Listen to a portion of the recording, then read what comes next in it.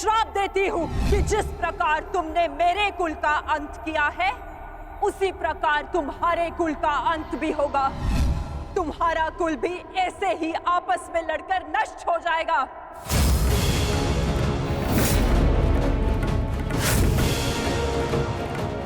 मैंने कहा था गांधार नंदिनी से कि श्राप नहीं, पाप मनुष्यों के नाश का कारण बनता है। आज यादवों के पाप उनके नाश का कारण बनेंगे।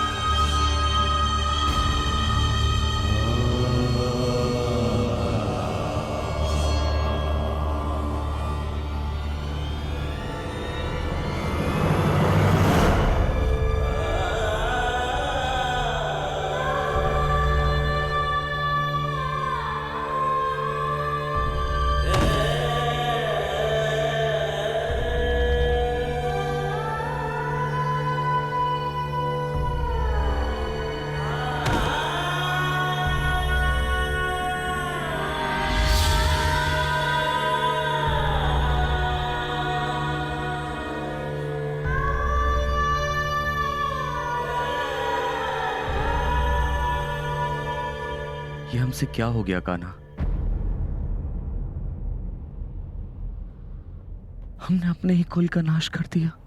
नहीं दाऊ, मनुष्य का विनाश उसके पाप कर्मों से होता है। यही नियति है और यादवों ने अपनी नियति स्वयं चुनी। जब जब मनुष्य अपने भीतर मद, दाम और क्रोध को जगाएगा, तब तब वो ऐसे ही भूमि पर सो जाएगा।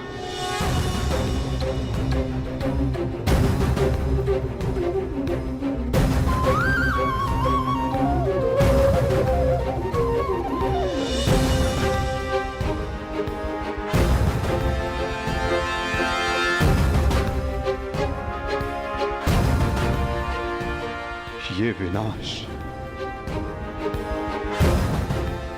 संसार के लिए एक उदाहरण होगा कि मद से उपजित क्रोध सदैव अपना और अपनों का सर्वनाश करता है। दाऊ, माता गांधारी का श्राप और यादवों के पाप ने दोनों ने मिलकर सब समाप्त कर दिया। दाऊ, किंतु इन सब का अर्थ क्या है कान्हा?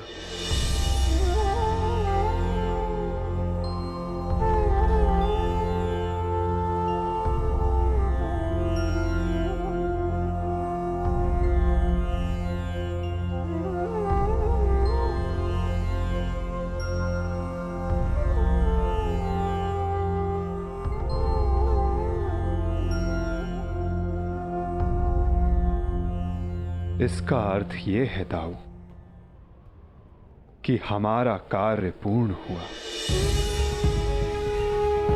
कि हमारे जाने का समय हो गया है।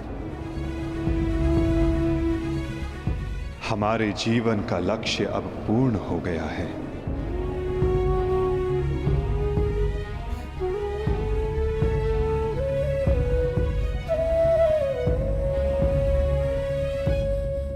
जब अंत आ रहा है तो प्रारंभ से हो। प्रारंभ से ही मैं श्री हरि का सेवक रहा हूं, तो अंत भी उनके चरणों में ही हो।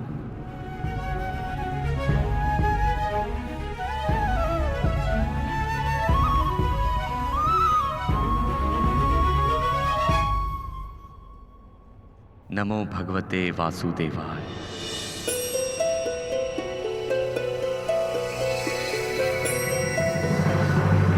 अंत आ रहा है तो प्रारंभ से हो।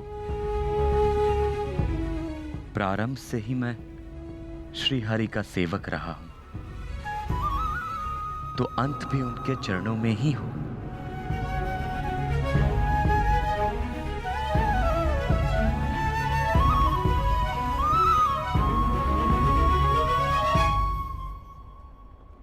नमो भगवते वासुदेवाय।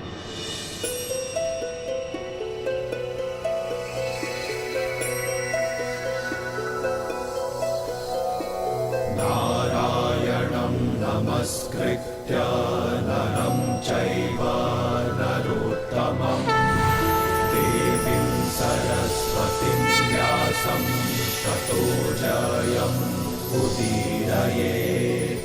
नारायणं नमस्कृत्य नरं चैव नरोत्तमं देवीं सरस्वतीं व्यासं ततो जयम् नमस्कृत्य नरं चैव नरोत्तमं देवीं सरस्वतीं व्यासं ततो जयम् उदीरयेत्।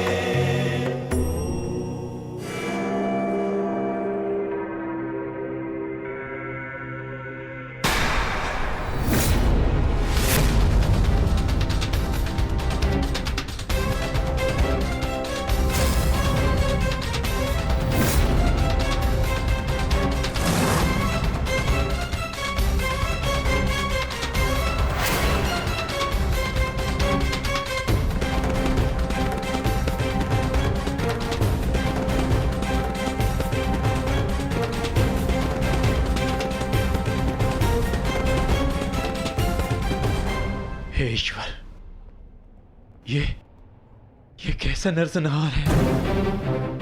कहीं माधव इसी अंत की बात तो नहीं कर रहे थे? परंतु माधव है कहां? माधव कहां हैं आप?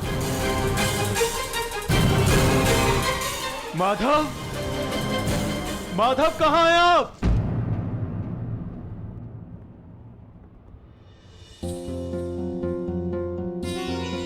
ये तो माधव के चरण चिन्ह है।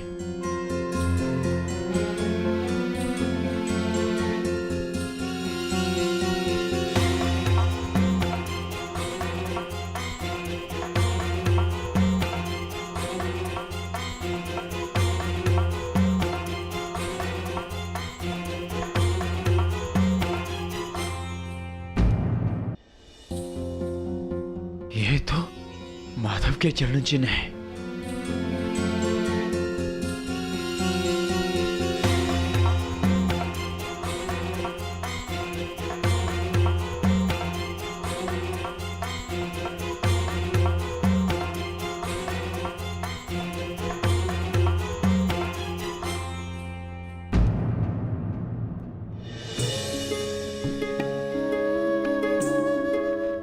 माधव,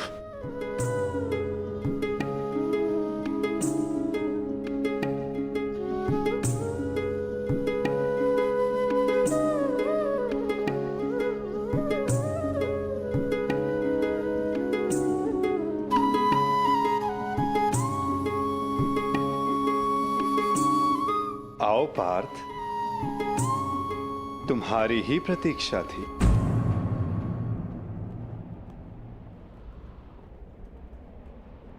तुम्हें आना ही था, क्योंकि मेरे जाने का समय हो गया है।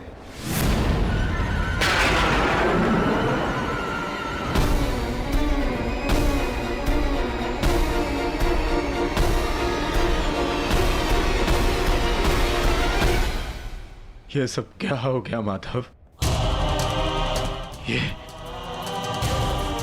ये विनाश कैसा? हर प्राणी के जीवन का एक कारण होता है, एक लक्ष्य होता है पार्थ, और उस लक्ष्य के पूर्ण हो जाने के पश्चात उसका सृष्टि में रहना संतुलन बिगाड़ता है। कुरुक्षेत्र के युद्ध में जो शक्ति शेष रह गई थी, वो संतुलन बिगाड़ रही थी पार्थ। जब शक्ति के साथ उत्तरदायित्व का भान ना हो तो मनुष्य पापी बन जाता है, और यादवों के अंत के साथ उस पाप का भी अंत हुआ पार्थ। सदैव स्मरण रखना पार्थ, बिना उत्तरदायित्व के भान की शक्ति सदैव विनाश लाती है।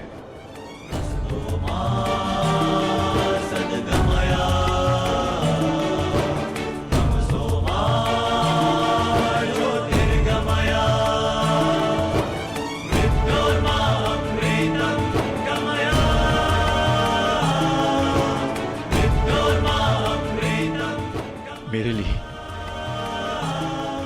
क्या आदेश है माधव?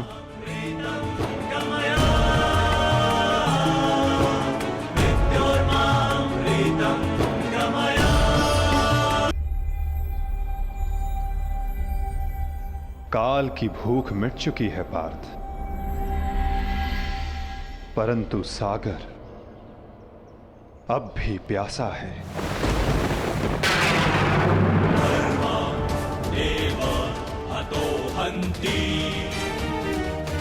तुम शीघ्रता करो पार्थ, द्वारका की सभी स्त्रियों को और बालकों को अपने साथ हस्तिनापुर लेकर लौट जाओ।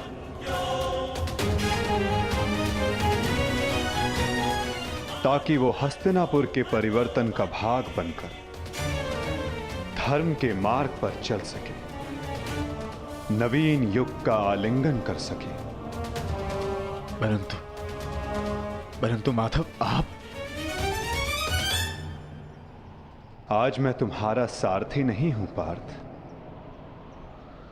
आज मैं तुम्हारे किसी भी प्रश्न का उत्तर नहीं दे सकता। आज मैं तुम्हारा सखा हूं, एक ज्येष्ठ भ्राता के समान हूं पार्थ, और जैसा मैंने कहा है वैसा करो पार्थ।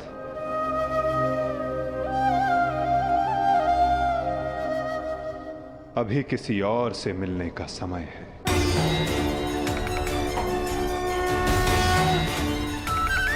जैसी आपकी आज्ञा।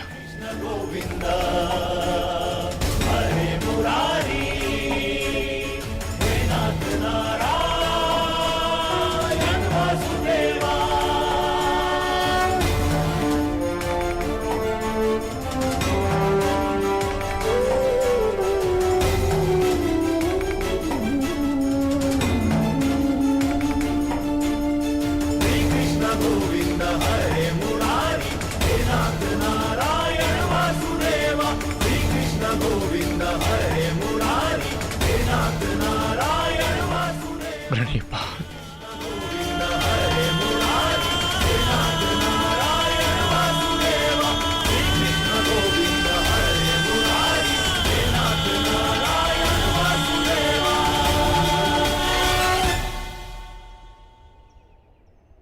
कौरव वंश के वट वृक्ष महामहिम भीष्म, जिन्हें इच्छा मृत्यु का वरदान था, क्या वासुदेव ने उन्हें अपने छल से धराशाही नहीं करवाया है? यही तुम्हारा अंतिम अवसर है पार्थ। पितामह को इस पीड़ा से मुक्त करो पार्थ।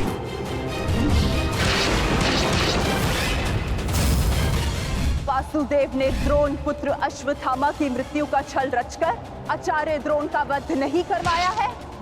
क्या मेरे पुत्र दुर्योधन की रक्षा कर रहे उसके मित्र कर्ण को छल से नहीं मरवाया है वासुदेव ने?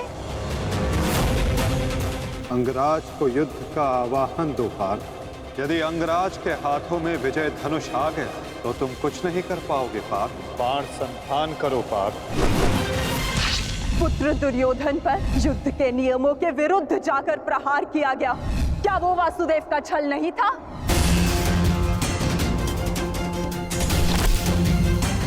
मैं तुम्हें श्राप देती हूँ कि जिस प्रकार तुमने मेरे कुल का अंत किया है, तुम्हारा कुल भी ऐसे ही आपस में लड़कर नष्ट हो जाएगा।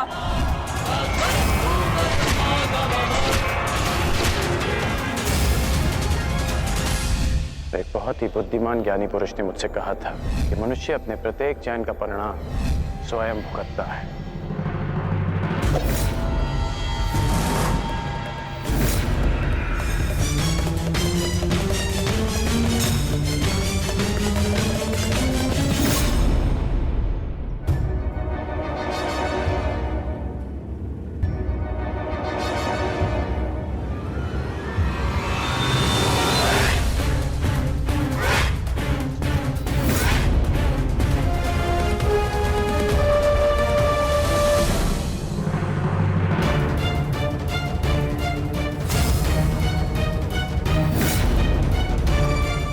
आज अच्छा आखेट मिलेगा।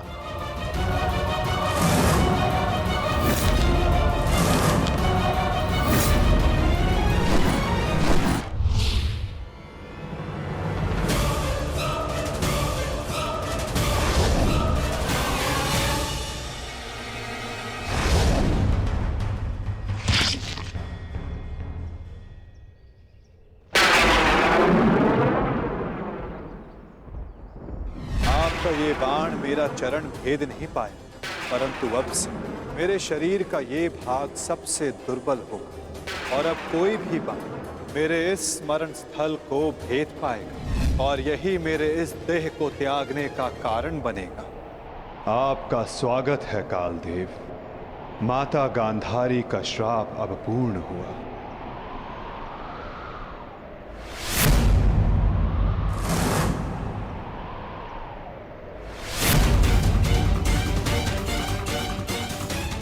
श्री कृष्ण, ये कैसा अनर्थ हो गया मुझसे?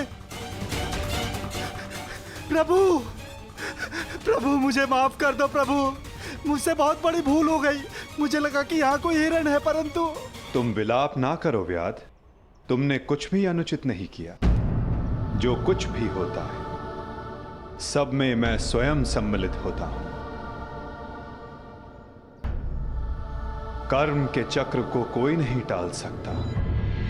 त्रेता युग में मैंने जब श्री राम का अवतार लिया था, तब उस युग में तुम वीर वानर वाली के नाम से प्रसिद्ध थे और उस युग में मैंने बाण चलाकर तुम्हारा वध किया था और उस कारण हेतु आज तुम्हारा बाण मुझे आकर लगा है।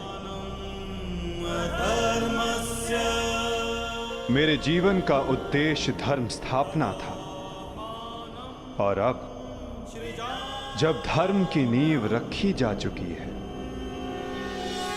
तो मेरी उपस्थिति इस धरती का संतुलन बिगाड़ देगी। हर मनुष्य इस धरती पर एक उद्देश्य लेकर आता है और उस उद्देश्य को पूर्ण करना उसका कर्तव्य होता है।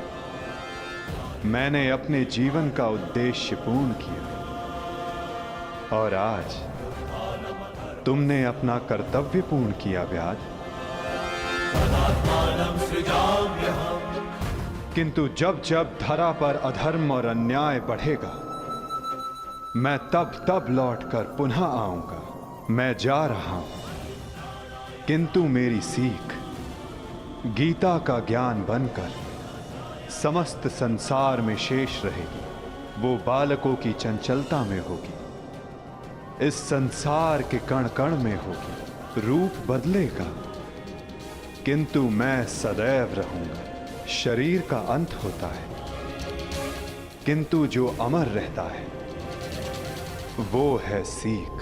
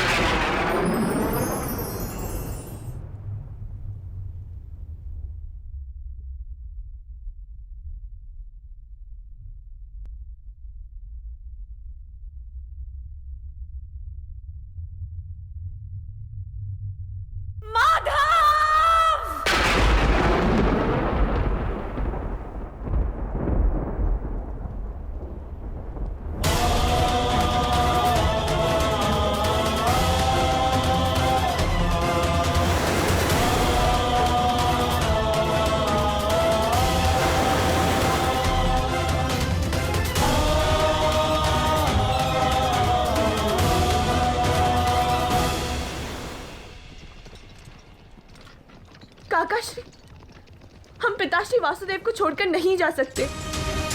ये उनका ही आदेश है लक्ष्मण। द्वारका का अंत होने को है। उनका आदेश था कि मैं तुम सभी को यहां से हस्तिनापुर ले जाऊं। मैं उनके आदेश का पालन कर रहा हूं और तुम्हारा भी यही कर्तव्य है।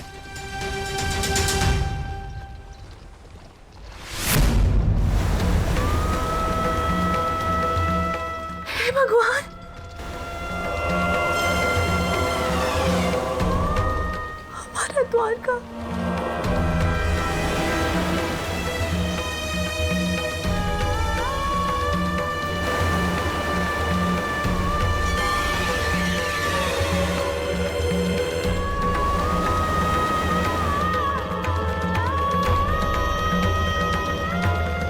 माधव का संदेश था लक्ष्मणा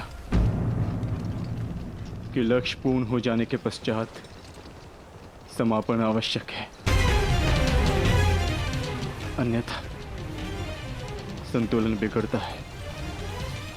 सृष्टि अपना संतुलन बना रही है लक्ष्मणा।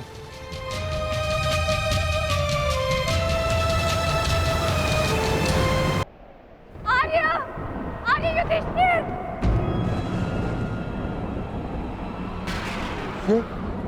ये तो पांचाली का स्वर है।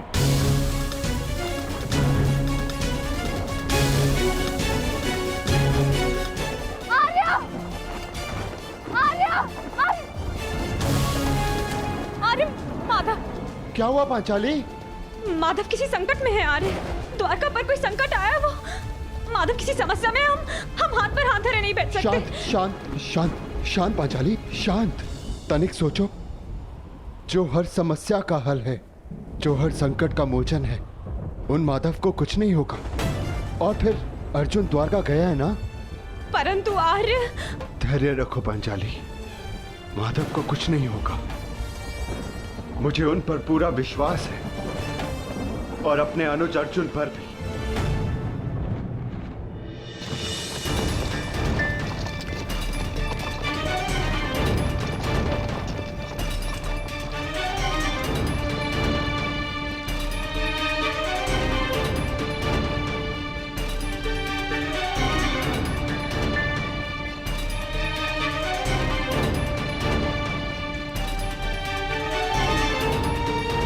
सारथी, रथ रोको।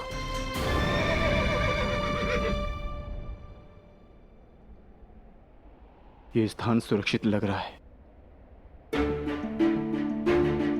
क्या हुआ काकाश्री? आपने रथ क्यों रुकवा दिया? यात्रा थकान को जन्म देती है लक्ष्मणा। कुछ प्रहर विश्राम कर लेना चाहिए। चलो।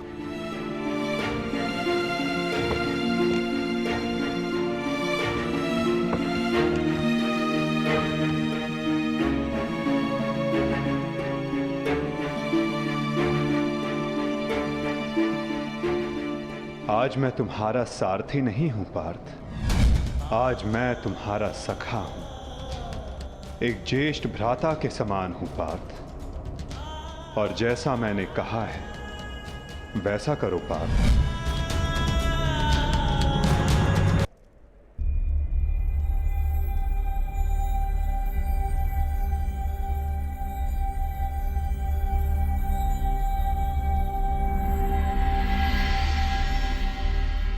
ये सब क्या हो रहा है काकाश्री?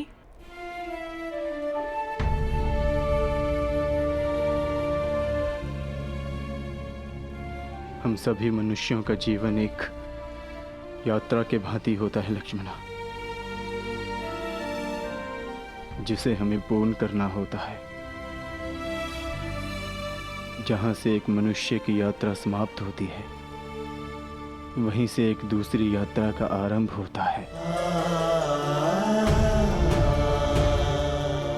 और यही जीवन है। परंतु हमारी यात्रा अभी शेष है लक्ष्मणा। तुम थक गई होंगी, जाओ विश्राम कर लो। जैसी आपकी आज्ञा हो।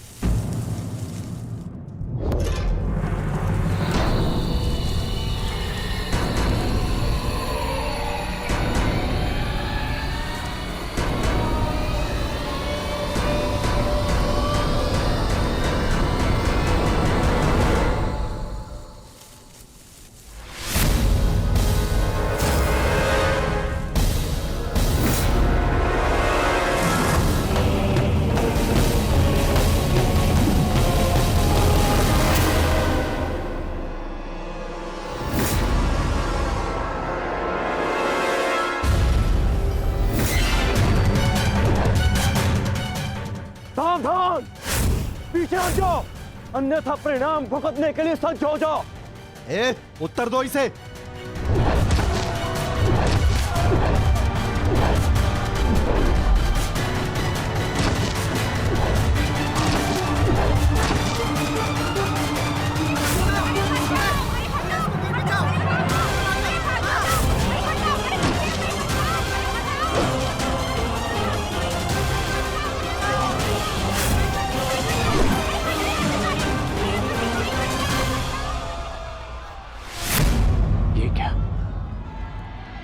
मैंने तो सहस्त्र चलाया था, मेरे बाण शस्त्र बाणों में परिवर्तित क्यों नहीं हो रहे?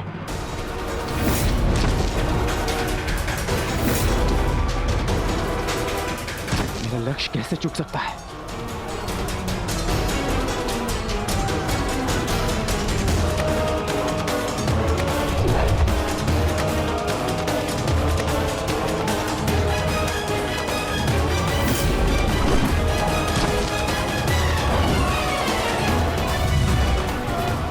पर्वतास्त्र।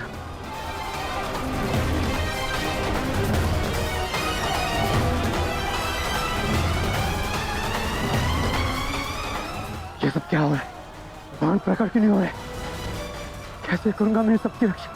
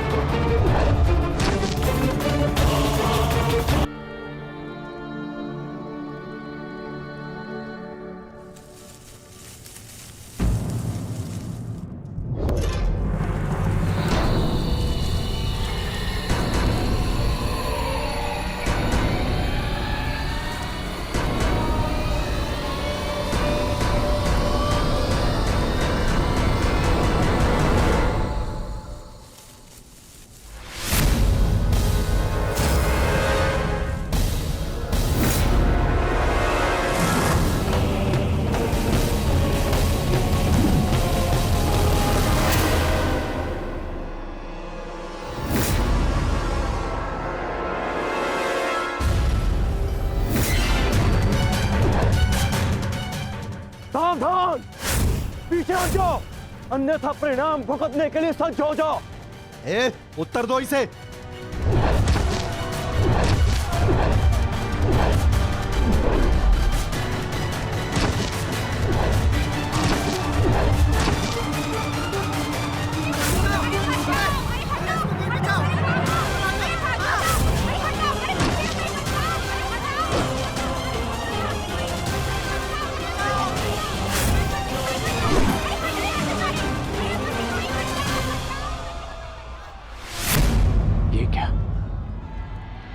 मैंने तो सहस्त्र चलाया था, मेरे बाण शस्त्र बाणों में परिवर्तित क्यों नहीं हो रहे?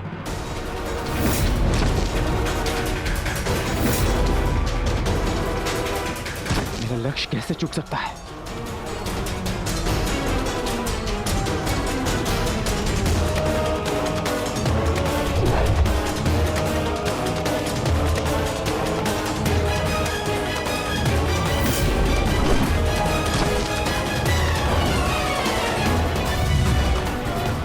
पर्वतास्त्र।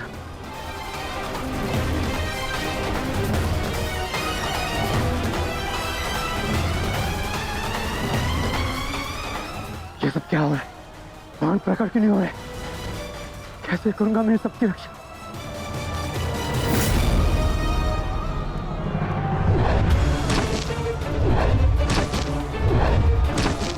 तुम शीघ्रता करो पार्थ, द्वारका की सभी स्त्रियों को अपने साथ हस्तिनापुर लेकर लौट जाओ। किंतु माधव, मैं आपके आदेश का पालन कैसे करूं? कैसे करूं इन सबकी रक्षा?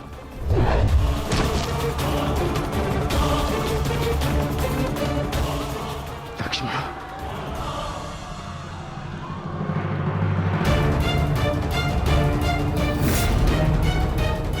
इधर छुप के बैठिए। उठ, उठ, चलो, चल, चल।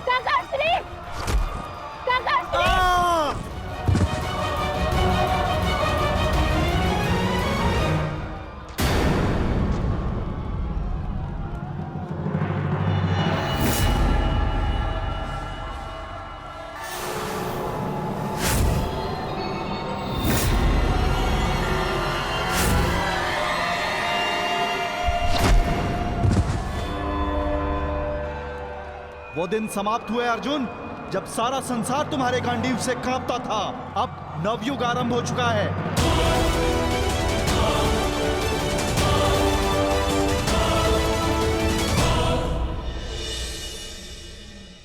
मैं समझ नहीं पा रहा हूं ज्येष्ठ, कैसे मेरे बाण अपना संधान नहीं कर पाए, कैसे मेरे गांडीव की प्रत्यंचा टूटी। मेरे रहते हुए मेरी सुरक्षा में आई कितनी स्त्रियों को वो कितने धन को लूट कर ले गया। मैं कुछ नहीं कर सका। मैं माधव के आदेश का पालन नहीं कर पाया जैसे।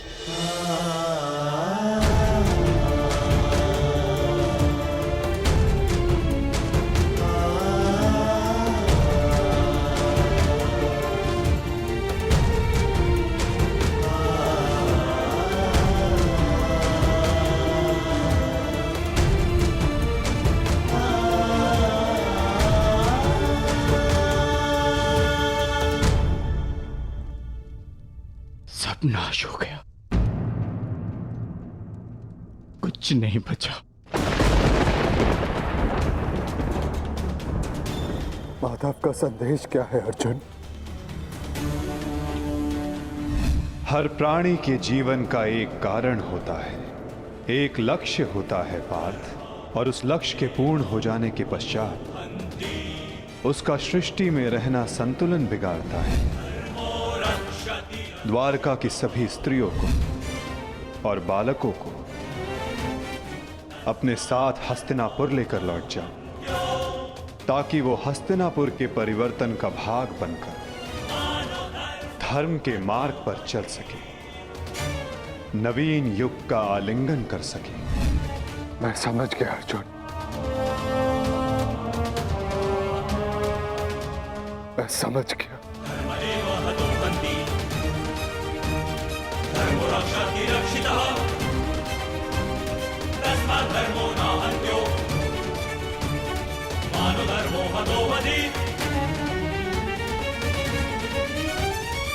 परिवर्तन का समय आ गया है।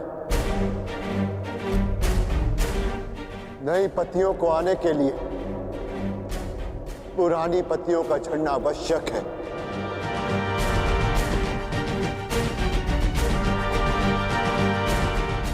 आपका मंतव्य क्या है आर्य? शीघ्र ही सबको सब कुछ समझ आ जाएगा।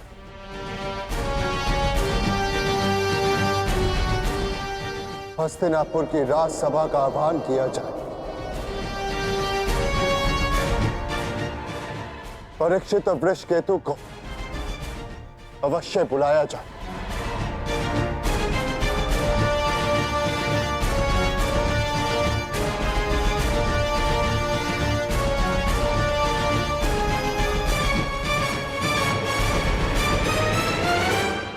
आज ये सभा यहां इसलिए बुलाई गई है, जो योग्य है उसे उसका अधिकार प्राप्त हो। हम सब यहां अपनी नई पीढ़ी का स्वागत करने के लिए एकत्रित हुए हैं।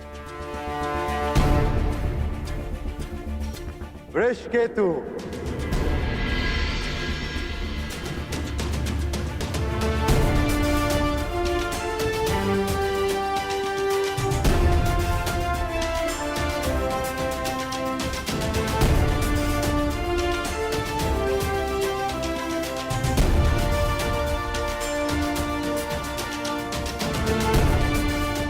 परीक्षित,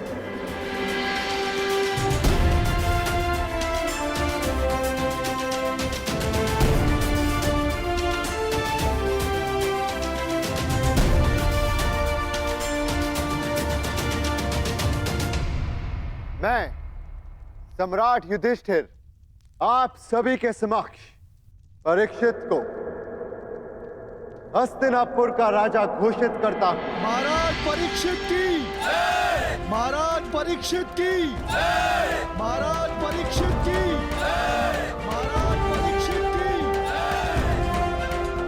और वृषकेतु को इंद्रप्रस्थ नरेश घोषित करता हूं। महाराज वृषकेतु की, महाराज वृषकेतु की। महाराज वृषकेतु की, महाराज वृषकेतु की।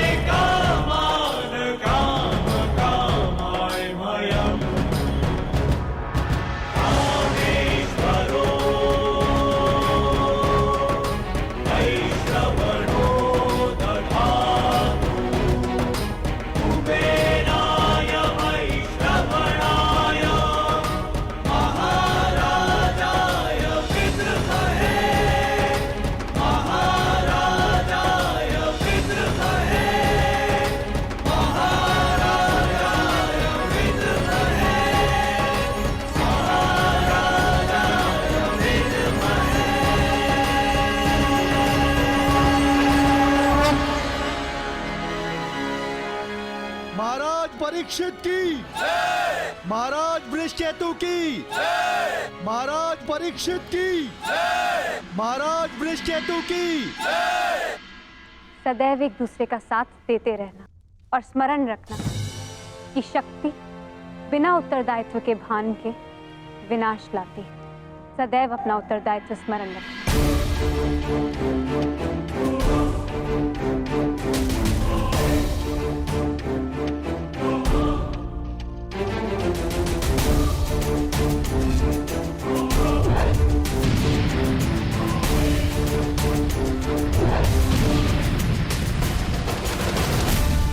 तुम्हारे पिता ने तुमसे छोटी आयु में चक्रव्यूह तोड़ा था। ध्यान रहे, काम, क्रोध, मद, मोह और आसक्ति के चक्र में मत पड़ना पुत्र। हमें तुमसे अनेकों आशाएं हैं।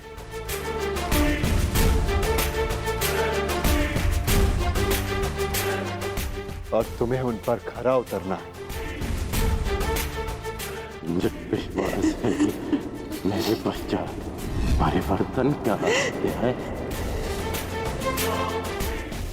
प्रारंभ होगा। हमारे पिता समाज के लिए प्रेरणा थे। तुम भी उनके जैसे सूर्य बनकर चमकना, उनके यश को और भी अधिक उज्ज्वल करना पुत्र।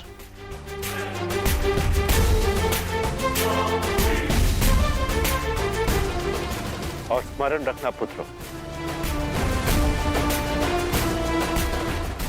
मनुष्य का कर्म उसके चुनाव, उसकी नियति का निर्धारण करता है।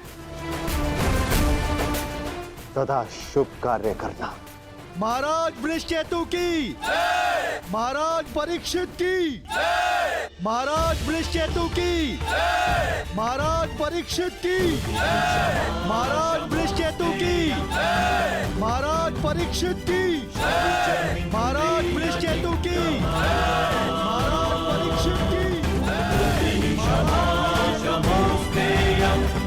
शौचमिन्द्रिय निग्रह निर्विद्या सत्यं क्रोधो दशकं धर्मलक्षणम्।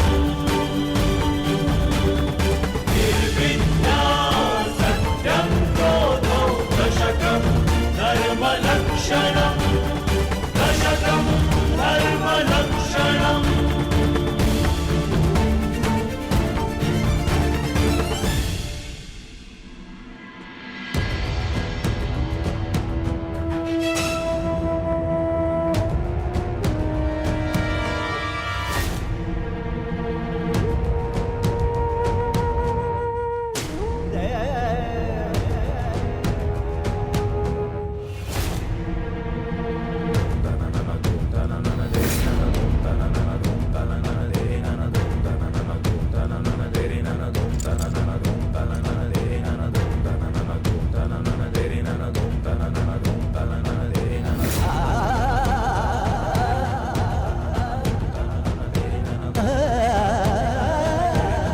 ज्येष्ठ भीतर कर क्या रहे? उन्हें भीतर के काफी समय हो गया है, हमें भीतर जाकर देखना चाहिए।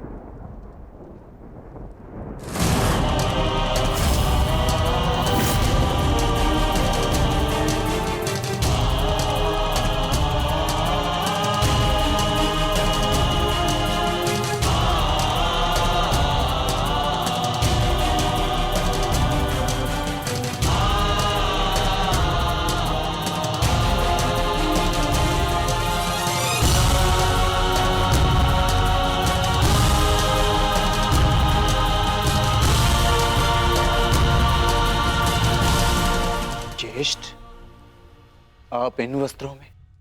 माधव का संदेश सुनकर भी नहीं समझे अर्जुन।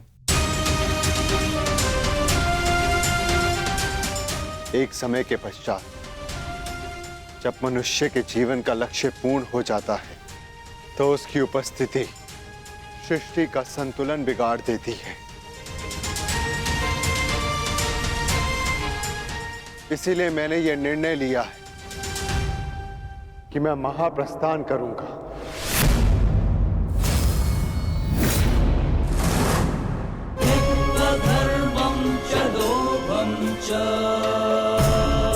किंतु इस प्रकार आप हम सभी को अकेले छोड़ के नहीं जा सकते ज्येष्ठ। यदि आप महाप्रस्थान का निर्णय ले ही चुके हैं तो हम सब आपके साथ चलेंगे।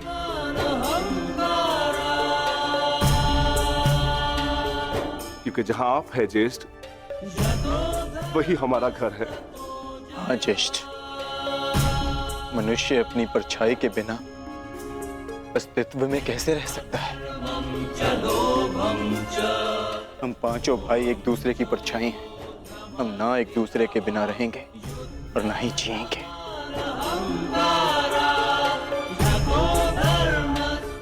एक बार फिर आप सबने अपने भ्राता प्रेम का उदाहरण प्रस्तुत किया, किंतु मेरा क्या आर्य?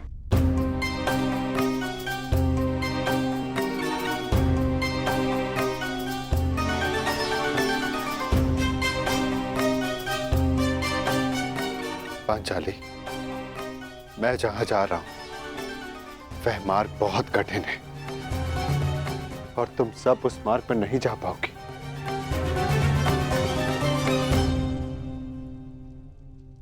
कोई भी मार्ग मेरे जीवन रूपी मार्ग से ज्यादा कठिन तो नहीं हो सकता ना आर्य?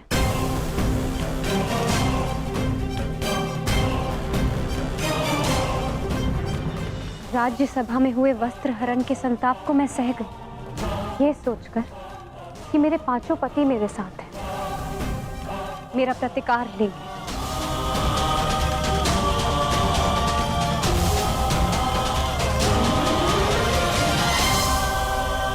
राज्यसभा में हुए वस्त्र हरण के संताप को मैं सह गई, ये सोचकर कि मेरे पांचों पति मेरे साथ हैं, मेरा प्रतिकार लेंगे।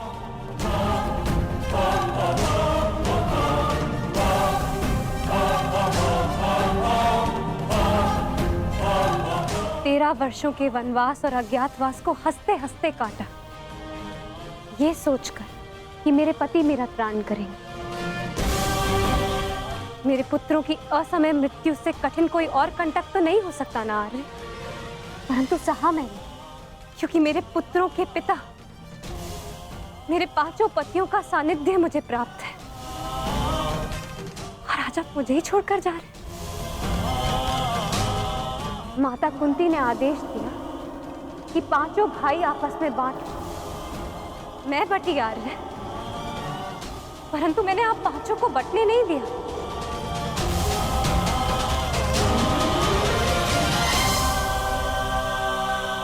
चाहे मार्ग के कांटे हो या पत्थरों की ठोकरें, हम सबका प्रारब्ध साथ है।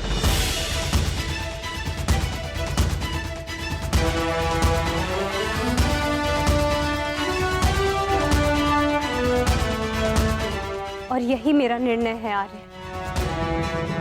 आप जहां भी जाएंगे, मैं आपके साथ चलूंगी, और मुझसे मेरा यह अधिकार कोई नहीं छीन सकता, स्वयं आप भी नहीं।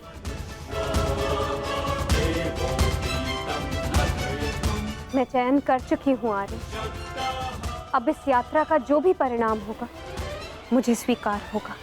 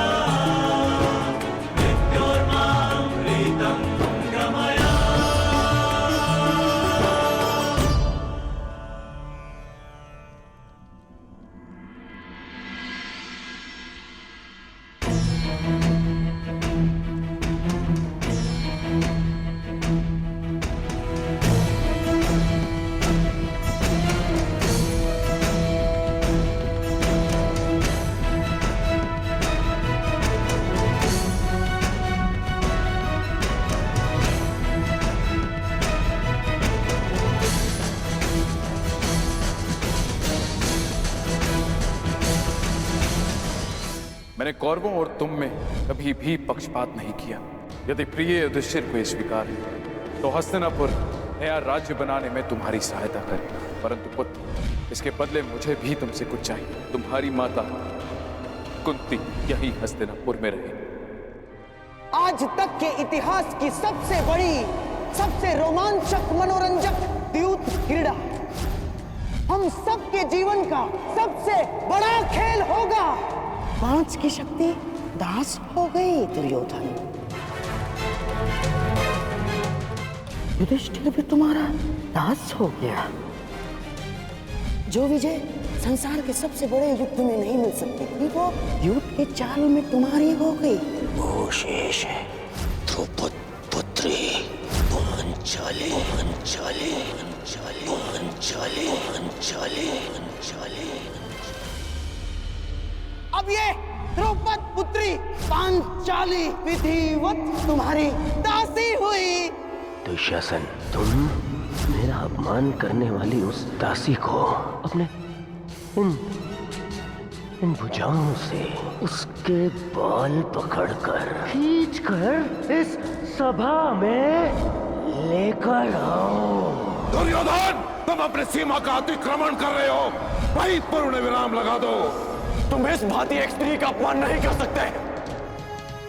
सावधान दुर्योधन, आप अपनी प्रतिज्ञा की सीमा में बंधे हैं पितामह। आप अपने वचन से बंधे हैं आचार्य। और तुम कर्ण मेरी मित्रता के बंधन में बंधे हो कर्ण। लीजिए ज्येष्ठ आपका आदेश ना मानने वाली दासी। आओ दासी द्रौपदी आकर मेरी गंगा में बैठो। आओ वस्त्र हरण करो इस दासी का।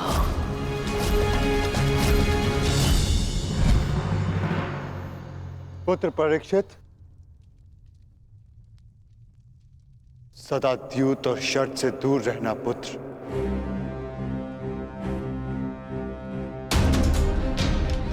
क्योंकि ये मनुष्य को काल के गर्त में पहुंचा देता है।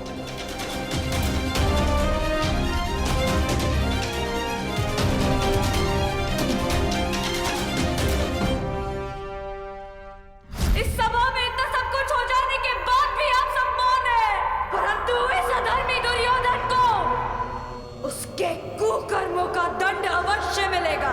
और उससे पहले इस सभा में उपस्थित वो हर व्यक्ति जिसने मौन रहकर ये अधर्म होते हुए देखा, उन्हें उनके मौन रहने का दंड मिलेगा। श्राप है ये अपनी सुता द्रौपदी का।